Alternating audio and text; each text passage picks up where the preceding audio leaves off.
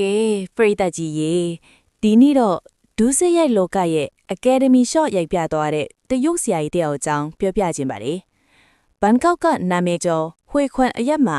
ရဲအရာရှိအယောင်ဆောင်ပြီးလူတွေကိုဖုံးနဲ့ချောက်ပိတ်ဆန်တောင်းနေတဲ့တရုတ်ကြားဖြန့်တယောက်ကိုထိုင်းရဲတွေကဟိုတယ်ထဲထိဝင်ဖမ်းလိုက်ပါပြီ။ဒီဆရာကြီးကတရုတ်ဆောင်ကောင်းလွန်းလို့နစ်နာသူထိုင်းလူမျိုးခမဖုံးထဲမှာတင်6နာရီကြာအောင်ဩဝါဒအပေးခံလိုက်ရရှာတယ်။ဇလန်းကဘယ်လိုလဲဆိုတော့ဖုံးဆက်ပြီးဟယ်လိုကျွန်တော်ကရဲစခန်းကပါခမငွေခွာချမှုမှာပါနေတယ်အဖမ်းမခံချင်ရင်ဘန်ထဲကပိတ်ဆိုင်၍အကုန်ထုတ်ပြီးကျွန်တော်တို့စီစစ်ဆေးဖို့လာပေးပါဆိုပြီးချိန်ချောက်တာပေါ့နစ်နာသူကလည်းရဲကြီးပြောမှတော့ဟုတ်မှာပေါ့ဆိုပြီးဘန်ကိုပြီးဘတ်စတင်းကြော်မြန်မာငွေ3000ကျော်ကိုအိတ်နဲ့ထည့်ပြီးသူတို့စီသွားပေးလိုက်မိရောဒါပေမဲ့ဇက်သိန်းကတော့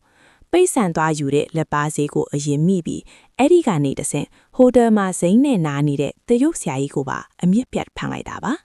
ဖမ်းမိတဲ့အချိန်မှာသိန်းစီရမိတဲ့ငွေသားတွေကဘတ်9တန်းခွဲကျော်တဲ့အပြင်မြေကွက်စာချုပ်တွေကားတွေပါလာတာဆိုတော့ဒီဆရာကြီးကဖုံးဆက်ရင်တထေးဖြစ်နေတဲ့သူပါပဲတတိပေးချက်အလေးအနက်ပရိသတ်ကြီးရေတကယ်လို့တီရောက်ရော့ကဖုံးဆက်ပြီးရဲပါပိတ်ဆန်ထုတ်ပေးပါလို့ပြောလာရင်ဒါဆိုကျွန်တော်ရဲစခန်းကိုယ်တိုင်လာခဲ့မယ်ဘယ်စခန်းလဲပြောပါလို့ဒါပြန်ပေးလိုက်ပါမှန်ကန်ဖြောင်မှတ်တဲ့ပြည်သူတွေကိုချစ်တဲ့ရဲအစ်စ်ကပိတ်ဆန်မတောင်းဘူးအိမ်အထိလာဖမ်းတာဆိုလာကိုလည်းမမေ့ပါနဲ့ဦးခက်ခဲရှာထားတဲ့ပိတ်ဆန်လေးတွေကြားဖြန့်လက်ထဲမပါသွားပါစေနဲ့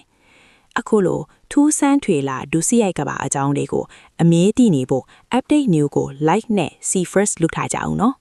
သူငယ်ချင်းတွေထဲမှာအလင်းခံရလွယ်တဲ့သူရှိရင်လည်း mention ခေါ်ပြီးတတိပေးသွားအောင်ယူ